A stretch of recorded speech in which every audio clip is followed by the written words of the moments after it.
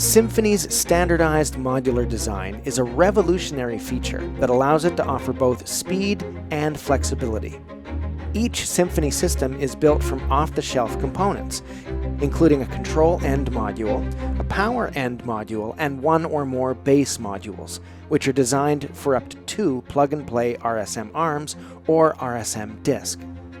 These modules are self-contained with their own standardized control.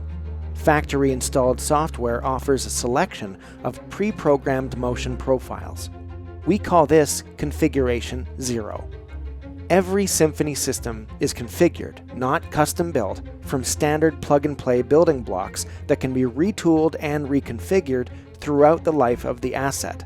It's like an orchestra that can add, remove, or rearrange a violin or flute section as needed. And like an orchestra, Symphoni scales up easily from a single module for research and development to simply adding more as sales growth dictates. That's what makes Symphoni a future-proofed investment to capture market share and reduce operating expenses.